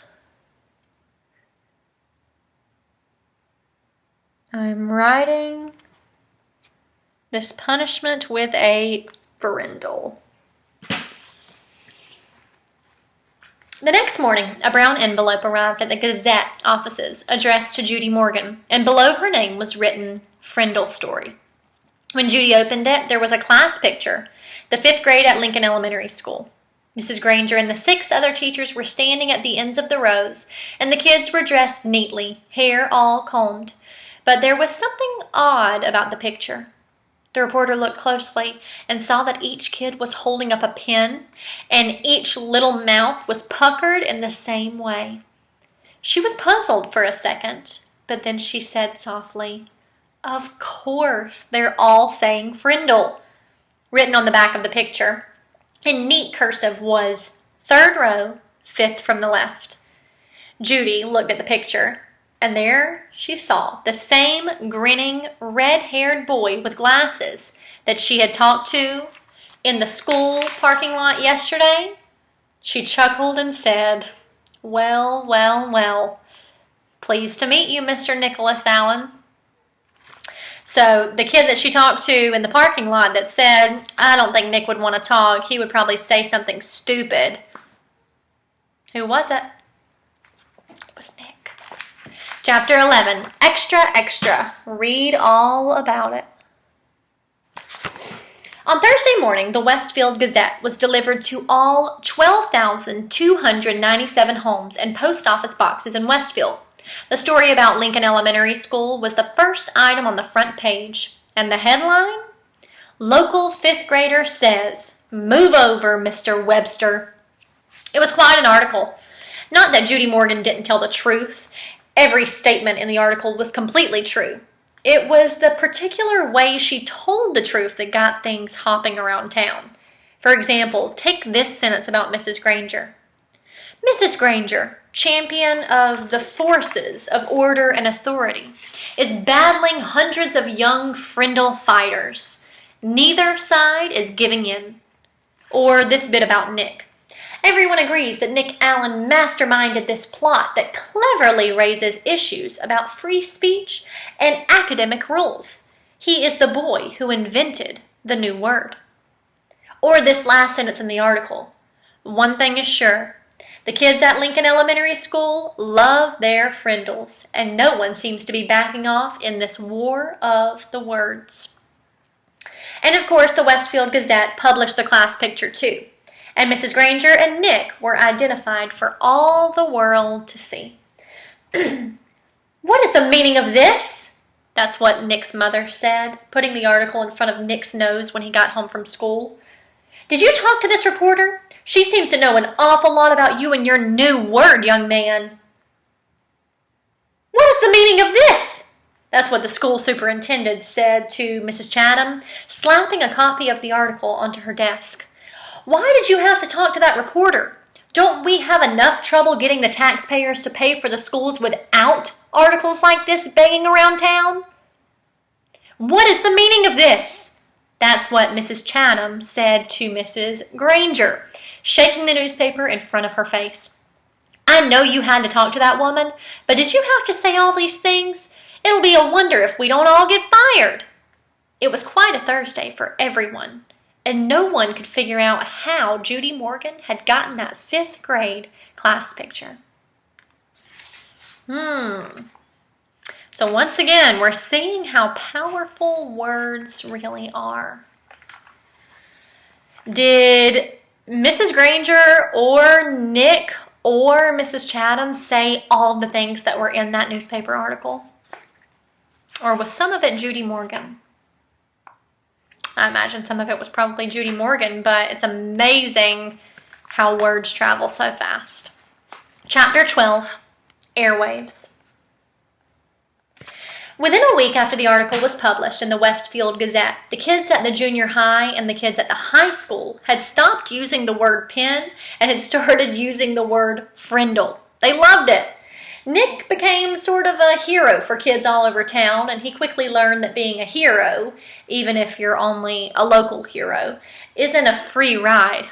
It has a price. People noticed Nick when he walked into his dad's hardware store or when he stood in line at the penny pantry to buy a candy bar. He could feel it when someone recognized him, and it made him shy and awkward. Kids at school started expecting him to be clever and funny all the time. And even for a kid as smart as Nick, that was asking for a lot. Every teacher, the office secretary, the principal, even the school nurse and the custodian all seemed to be watching. Always watching.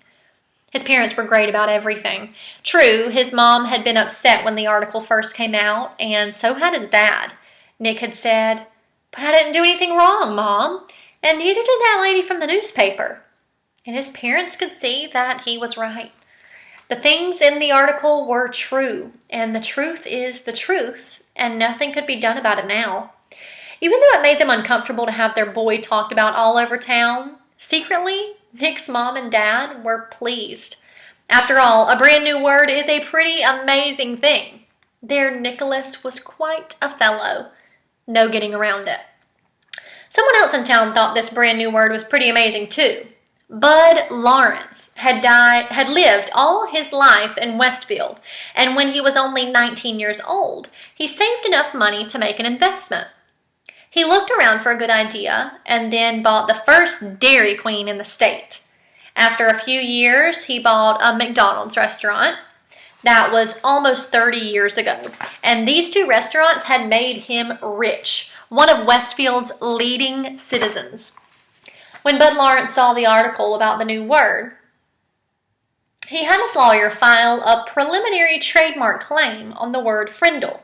Within 4 days, he had set up a small company that was selling cheap plastic ballpoint pens, specially imprinted with the word Frindle. He sold 3,000 Frindles the first week, and they sold so fast that stores all over Westfield couldn't keep them in stock. Then, just as quickly, kids stopped asking for Frindles. The sales slowed down, and Bud Lawrence started thinking about other projects. A week later, it was Halloween. The leaves started falling, and it seemed like the town was going to quiet down. And it would have if it hadn't been for Alice Lunderson.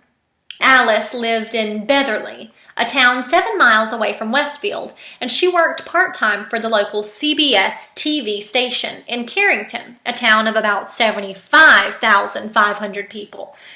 When there was important area news, disasters like floods or tornadoes, or sometimes if she came across little stories that seemed cute or original, Alice would call the station news manager in Carrington. If it was a good story, or if it was a day when not much else was happening in the world, then the TV station would send out a van with a camera crew to shoot some videotape. Alice subscribed to all the small town newspapers in the area to keep up with local events. Most of them were published on Thursday, and they arrived at her house by Monday or Tuesday. Then it took her a day or so to look through them all. On Wednesday morning, she finally saw the article in the Westfield Gazette about the word war. She read it through twice and looked carefully at the class photograph. She was sure that this story was a winner. The TV station manager in Carrington agreed with her. He called the CBS station in Boston because sometimes Boston picked up stories from the Carrington newsroom. The woman in Boston thought the story had some real zip to it, so she called the network news editor in New York. When the facts of the Westfield Gazette article got to New York, the staff there loved it. They looked over the schedule sheet for the week and decided it would be the perfect closing story for the CBS Evening News for the next day, Thursday. Orders flew back through the telephone links from New York to Boston, to Carrington, to Beverly. By Wednesday at noon, Alice had a go order to take the story all the way.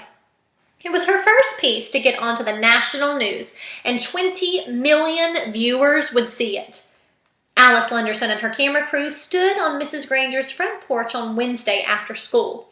Mrs. Granger was not impressed at all by the lights and the microphones. She looked right into the camera and said, "I have always said that the dictionary is the finest tool ever made for educating young minds, and I still say that. Children need to understand that there are rules about words and language, and that those rules have a history that makes sense. And to pretend that a perfectly good English word can be replaced by a silly, made-up word just for the fun of it, well, it's not something I was ready to stand by and watch without a fight." "And have you lost that fight, Mrs. Granger?" asked the reporter. Mrs. Granger turned her eyes up to nearly full power as she looked into the camera, and with a pale smile she said, "It's not over yet."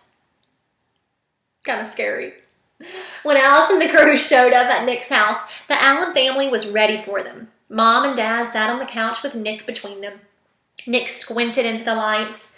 His mom had worked out with Nick what he could say and what he couldn't say. "You remember, young man," she had told him as she combed his hair, "these reporters are just looking for a quick story that will make some excitement. But you have to stay here and live in this town, so mind your P's and Q's. That means be on your best behavior." As they sat there on the couch, Mrs. Allen had her foot on top of Nick's under the coffee table, and if she pushed down, it meant that the reporter had just asked a question that she was going to answer for him. Mrs. Allen did not trust reporters. "So tell me, Nick, why did you make up this new word, Frindle?" asked Alice Lunderson.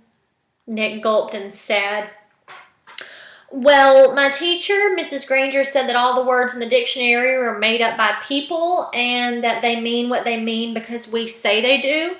So I thought it would be fun to just make up a new word and see if that was true." "And were you surprised when Mrs. Granger got mad about that?" asked Alice with a smile. There was a push on Nick's foot, and his mother said, "We never felt that Mrs. Granger got angry. When everyone started using the word Frindle, it just got to be a disruption, that's all. She's really a very fine teacher." "Yeah," said Nick. "I mean, I learned a lot about words, and without her, I wouldn't have." "So what's next for you in the new word?" Alice was wrapping it up. She could see that Nick and his parents were not going to be pushed into saying anything controversial. So she just kept it light and happy. "Well," said Nick, "the funny thing is, even though I invented it, it's not my word anymore. Frindle belongs to everyone now, and I guess everyone will figure out what happens together."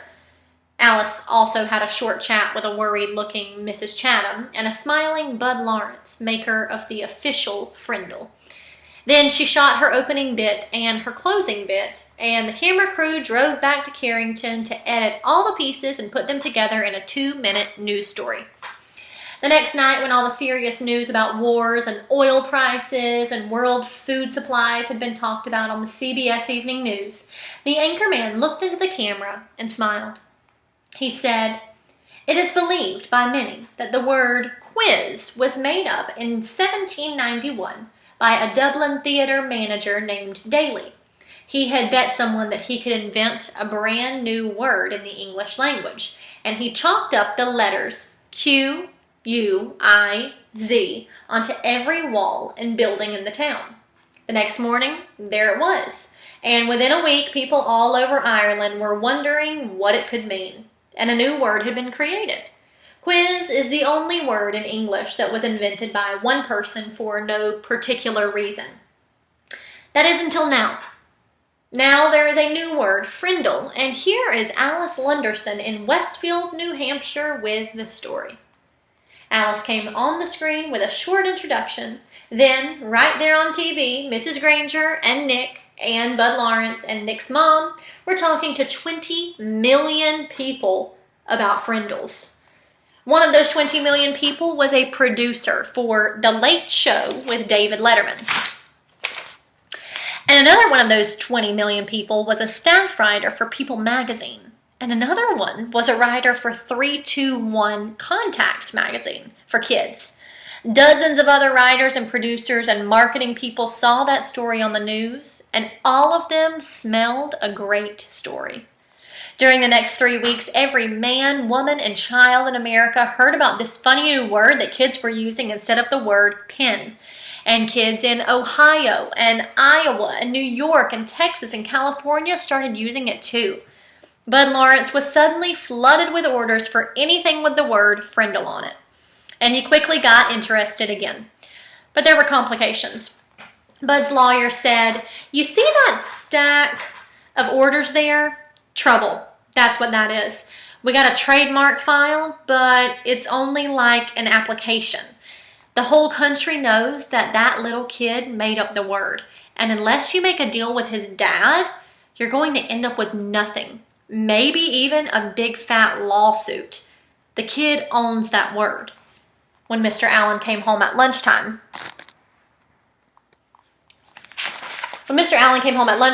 his wife told him that he had to call Bud Lawrence. It's something about the new word. Here is Nick on the Late Show with David Letterman. It says, "America heard about this funny new word." "It's something about the new word," his mom said. This was not good news to Tom Allen. He was sick and tired of all the fuss, and being away from the hardware store so much while all this nonsense was happening had put him weeks behind on his paperwork. He'd be lucky now to get his Christmas order in time. Even though he didn't really want anything to do with it, Bud was an old friend. He'd be lucky. So on the way back to the store, Nick's dad went to Bud Lawrence's office. "Tom, good to see you," said Bud. He stood up and walked around his desk to shake hands. "Have a seat." Tom sat down uneasily, and Bud pulled another chair over. "Ever seen Westfield so stirred up about anything in your life? You and Jenny must be pretty proud of that boy of yours." Bud couldn't remember Nick's name. Tom shifted in his chair and nodded. "Yes, he's quite something, that's for sure. But I tell you, Bud, I'm ready for it all to just die down and blow away. Too much fuss." Instantly, Bud saw how to get what he wanted. "Well, Tom, I'm afraid it's not really going to go away. Looks like something started up and people are really interested. You probably saw those bright red ballpoints around the town with the word Frindle on them. That was my doing. Just testing the waters. But your boy, he owns that word. I got my lawyer to apply for a trademark a few weeks back because that's just the way I am. New thing comes along, I like to be right there in the middle of it." He grinned at Tom Allen, and Tom smiled back weakly. "Right now I got a shirt printer in Massachusetts and another one in Chicago and another one in Los Angeles making t-shirts with the word Frindle above a picture of a pen. I mean, a Frindle. Each supplier has orders so far for over 20,000 shirts. Profit on every one of those is going to be $2, maybe $3, and I'm talking with some big pen and pencil companies in Hong Kong and Japan about a deal that could be worth some really big money. They've seen this Frindle thing in the media, and they want to buy the rights to the trademark and make a new line of Frindles for kids. I'm not kidding. This is a hot idea." Bud guessed right. Just the thought of all this made Tom shrink back uncomfortably in his chair. It was way too much fuss. "Tom, let me be direct with you. As the boy's guardian, you need to do the right thing about all this. I'd like to see where all this is going to go. I'm going to take some risks, spend some money, see what happens. But I need your permission. I need your signature on these trademark papers, and I need to strike a deal with you about permission to use that trademark. I know it seems like a big ruckus about a new word, but we just can't tell what's to come of it unless we take some steps." Bud pointed at the papers on his desk. "That's a contract, and it's fair and honest. It gives your boy 30% of whatever profits I might make. That's a fair royalty, generous for this kind of deal. So what do you say? Make sense? Let me take care of all the fuss and see if some good doesn't come out of it all. The papers and a pen were there on the desk next to Tom. He looked at Bud, then reached over, picked up the pen, signed both copies of the trademark papers and 3 copies of the contract. I've got no reason to doubt you one bit, Bud, and I sure don't want to mess with any of this myself. Is that it? He asked, standing up. Not quite, Tom. Here. Then Bud Lawrence handed Nick's dad a check for $2,250. What's this for? That's what I owe Nick for the sales of Frindles from the first 3 weeks, explained Bud with a smile. Tom looked at the check and said, This is terrific, Bud, and I'm really glad about it because it'll sure help with Nick's college. But I wish you'd just keep this between us.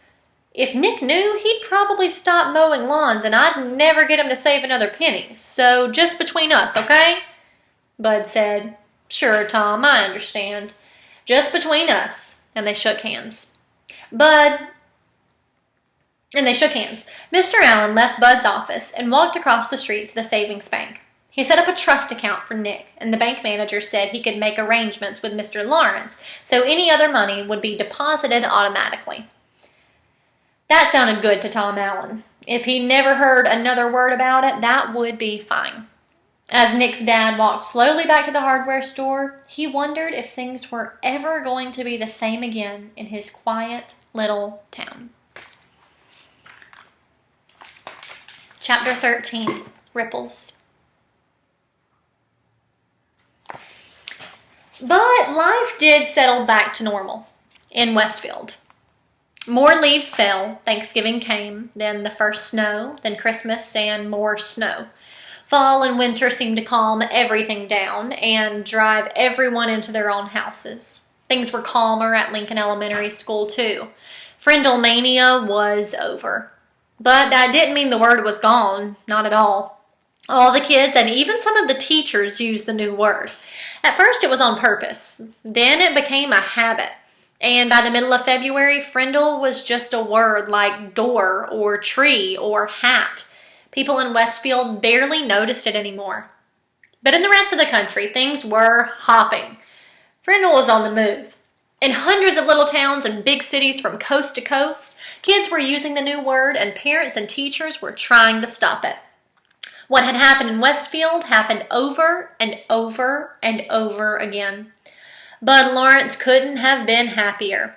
There were Frindle shirts and sunglasses and erasers and notebooks and paper and dozens of other items. The new line of Frindles imported from Japan were a big hit, and now there was talk of selling them in Japan and Europe as well. The checks that went into Nick's trust fund got bigger and bigger. Bud opened his own factory in Westfield to make Frindle baseball caps, which created jobs for 22 people. And in March, the town council voted to put up a little sign on the post below the town's name along Route 302. It said, Home of the Original Frindle. And Mrs. Granger? She seemed to have given up, or perhaps she had been ordered to. No one knew. Her poster about the forbidden word had quietly disappeared from the bulletin board, and kids were not staying after school writing sentences anymore. It was business as usual, except for one thing. Everyone in 5th grade got at least one word wrong on his or her spelling test each week. Every week, the first word at the top of Mrs. Granger's list was pen. And each Friday, during the spelling test, every kid spelled it Frindle. Nick was sort of a celebrity for a while. Everyone had seen him on The Late Show and on Good Morning America and 2 or 3 other TV shows. John and Chris and all his friends kept asking about what it was like to ride in a limousine. After a week or 2, though, it was old news, and everyone seemed to forget it and move on. The only person who couldn't quite forget about everything was Nick. Here's the new sign they put up in Westfield. home of the original Frindle.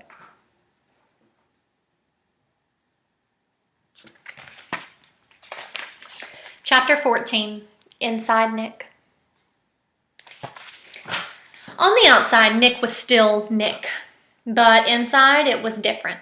Oh, sure, he still had a lot of great ideas, but now they scared him a little.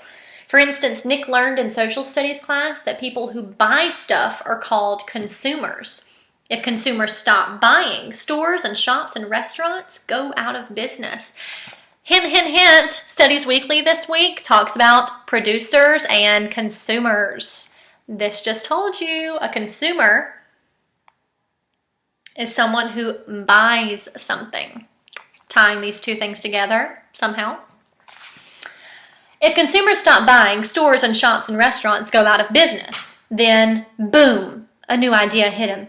All the kids loved lunchtime, but the awful part about lunch was the eating part, school food. And the food was never a surprise. You had to smell it all morning and then go eat it. The food was always bad. Well, thought Nick, the school cafeteria is sort of a restaurant, isn't it? And the students are the consumers, right? And we don't really have to buy our lunches there, do we? Nick could see it all. He would get all the kids to bring their lunches from home every day until the ladies who made the lunches cooked better food. He was sure those women didn't cook food like that for their own families.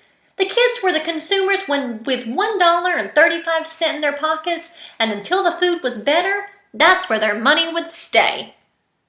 Great idea! Nick was sure it would work, and he got all excited about it. But then Nick remembered what had happened with Frindle. It stopped him cold. He was sure that if all the kids stopped buying lunch, sooner or later someone would figure out that it was all Nick Allen's idea. He would get in trouble. People would write about it in the newspaper. The principal would call his parents. Anything could happen. So for the first time in his life, Nick kept a good idea to himself.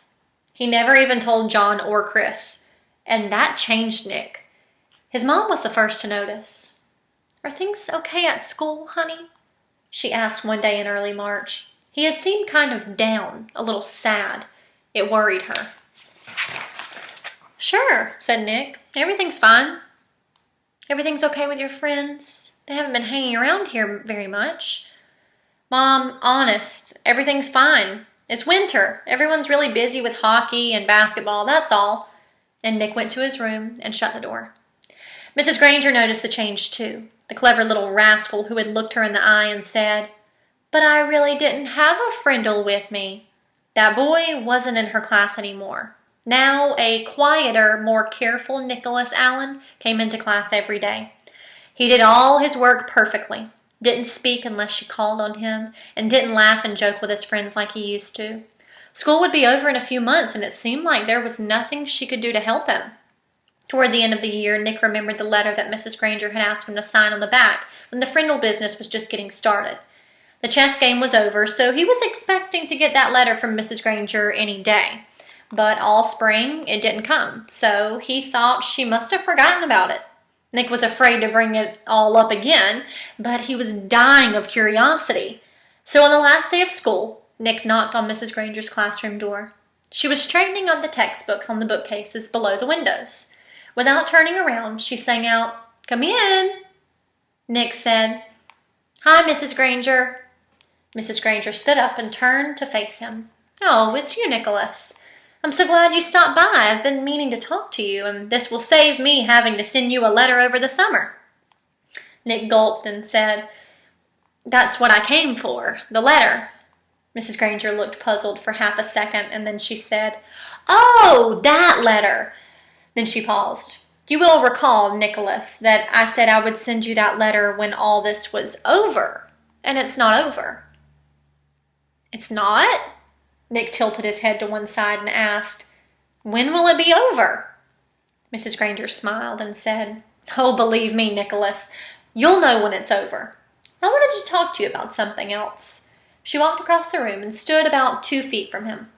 Nick had grown during the year, and their eyes were almost on the same level. Nick noticed that the eyes were softer, but just as powerful. I've noticed that you've been very quiet for the past few months. You know, Nicholas, you didn't do anything wrong this year. I know a lot of things happened and a lot of things were said, and you must have had some difficult days here and there. But your idea was a good idea, and I have been very proud of the way you behaved most of the time. Nick was embarrassed, but Mrs. Granger kept on talking.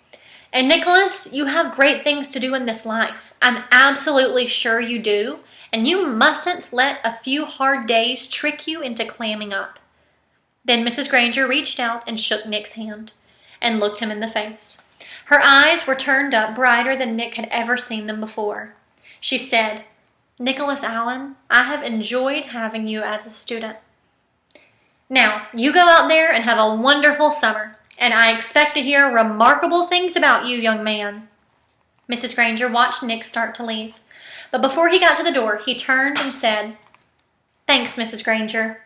You have a great summer, too." Then he grinned and said, "And don't forget to buy some new Frindles for next year." Thanks to his little talk with Mrs. Granger, along with a healthy dose of summer vacation, Nick made a full recovery. He was proud that he had made up a new word, and he enjoyed thinking about all the commotion it had stirred up. That one little word had made 5th grade a year to remember. Before he started 6th grade, Nick was Nick again, and all through junior high and high school and college, he proved it.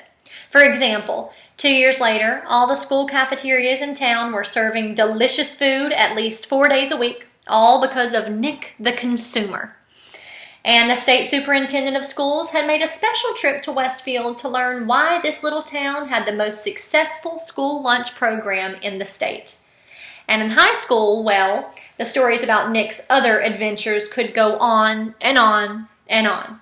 But that would delay the end of this story, the one that started when Nick was in 5th grade. Because the end of this story came later, 10 years later. And what was happening to Nick's word during those 10 years? Nothing fancy, nothing exciting.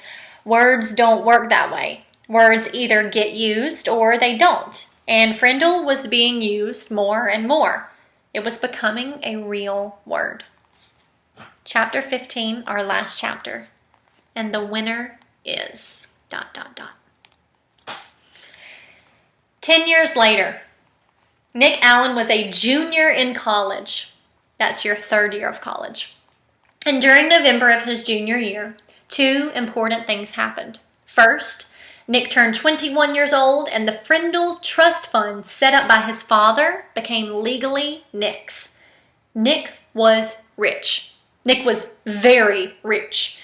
Nick was so rich, he couldn't even begin to imagine how rich he really was. Nick wanted to give his parents some of the money, which they said they did not need and would not accept. But Nick reminded them that they had always wanted to travel and they should just think of this as a big birthday present or something. So they accepted. And Nick also wanted to give some money to his big brother James, who said he did not need it and would not accept it. But Nick reminded James that his 2-year-old daughter would grow up and go to college someday. And besides, hadn't James once given Nick his whole baseball card collection? So James accepted the gift. After that, Nick went out and bought himself a fast new computer, and about 10 new games, and a mountain bike. Then he tried to forget about the money, which is a hard thing to do. But he managed pretty well and kept working on his college degree as hard as ever. The second important thing that fall was the arrival of a package at the door of Nick's apartment one day. A large, heavy package. It was from Mrs. Granger. There were 3 things in the package. A brand new 8th edition Webster's College Dictionary, a short handwritten note taped to the cover of the dictionary, and a fat white envelope. Turning the white envelope over, Nick saw the name, his name. He had written it there one September afternoon in Mrs. Granger's room after school, 10 years ago. Nick set the envelope down and gently peeled the note off the front of the dictionary. "My dear Nicholas, please turn to page 541 of this book." Nick grabbed the dictionary and leafed to page 541, his heart pounding. And there, between frimmel and fringe, He read Frindle. Noun, a device used to write or make marks with ink. Arbitrary coinage, originated by Nicholas Allen, American, 1987. See pen. Nick went back to the note from Mrs. Granger. This is a brand new dictionary, the one I recommend that my students use for their homework. And now when I teach them how new words are added to the dictionary, I tell each and every one of them to look up the word Frindle. And of course, I have sent along that letter I promised to give you when our little battle was over. And now it's over. Your teacher, Mrs. Lorelei Granger. Nick's head was spinning. With shaking hands, he opened the fat white envelope. He pulled out the 10-year-old letter and began to read. Dear Nicholas, if you're reading this letter, it means that the word Frindle has been added to the dictionary. Congratulations. A person can watch the sun rise, but he cannot slow it down or stop it or make it go backward. And that is what I was trying to do with your word. At first, I was angry. I admit that. I was not happy to see the word pin pushed aside as if it did not matter. But I guess that if the Latin word for feather had been frindulus instead of pinna, then you probably would have invented the word pin instead. Like the sunrise, some things just have to happen. And all you can really do is watch. The word frindle has existed for less than 3 weeks. I now see that this is the kind of chance that a teacher hopes for and dreams about. A chance to see bright young students take an idea they have learned in a boring old classroom and put it to a real test in their own world. I confess that I am very excited to see how it all turns out. I am mostly here to watch it happen. But somehow, I think I have a small part to play in this drama, and I have chosen to be the villain. Every good story needs a bad guy, don't you think? So someday, I will be asking you to forgive me, and I hope you will. Nick, I know you like to think. Please think about this. When I started teaching, no one had landed on the moon. There were no space shuttles, no CNN, no weather satellites. There were no video cassette recorders, no CDs, no computers. The world has changed in a million ways. That is why I have always tried to teach children something that would be useful no matter what. So many things have gone out of date, but after all these years, words are still important. Words are still needed by everyone. Words are used to think with, to write with, to dream with, to hope and pray with. And that is why I love the dictionary. It endures. It works. And as you now know, it also changes and grows. Again, congratulations. And I've enclosed a little present for you. Yours truly, Mrs. Granger. Nick remembered Mrs. Granger's eyes, and now he understood what some of those special looks had meant. The old fox. She had been rooting for Frindle the whole time. By fighting against it, she had actually helped it along. There was a flat, oblong case in the white envelope, the kind of case you get when you buy a watch. Nick pulled it out and opened the lid. Inside was something else Nick had not seen for 10 years. It was Mrs. Granger's favorite pen. Her old maroon fountain pen with the blue cap. And under the clip was a little folded piece of paper. It was another note, a very short note, just one word, Frindle. About a month later, something happened over in the old part of Westfield, over where the trees are huge and the houses are small. On Christmas morning, Mrs. Granger's doorbell rang. Mrs. Granger opened the door, but no one was there. Someone had left a package inside her storm door. A box wrapped in green paper with a red bow and a white envelope taped to one end. She smiled as she stooped down to pick it up. As she picked up the package, she noticed a red, white, and blue express mail envelope sticking halfway out of her mailbox next to the doorway. It must have been delivered late on Christmas Eve. She opened the storm door, plucked the envelope from the mailbox, and then shut both doors and went inside with a shiver. Mrs. Granger went across the living room and sat on the couch. The express envelope was from the Westfield School District office. It looked important, so Mrs. Granger opened it right away. It was a letter from the superintendent of schools, a letter of congratulations. A permanent trust fund for college scholarships had been established with a donation of $1 million from one of your former students. It would be called the Lorelei Granger Students Fund. Mrs. Granger was sure it was a mistake, or maybe a prank. $1 million? Nonsense! She had the urge to pick up the telephone and give the superintendent a call and straighten this out right away. But this was Christmas morning, and even though the superintendent was one of her former pupils, Mrs. Granger decided to wait a day. Couldn't hurt.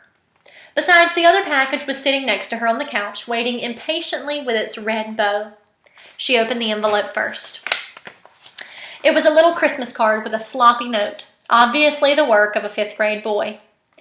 Dear Mrs. Granger, you're one of my favorite teachers. Here is something I want you to have. Sincerely, a student of yours. Mrs. Granger glared at the spelling mistakes, but then chuckled and shook her head. Kids are always the same year after year. Here she was in her 45th year of teaching, all set to retire in June.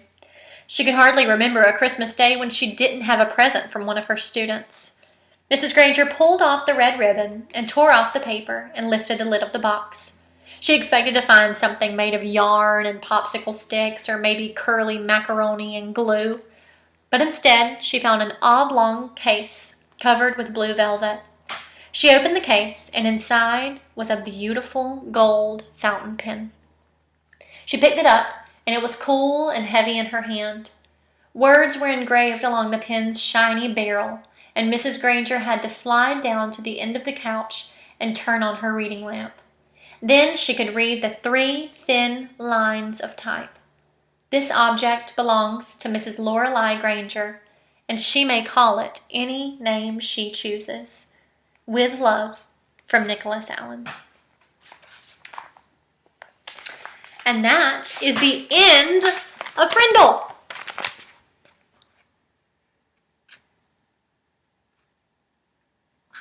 I really, really love this book. I hope you loved it. It's a short little novel, but it's really good.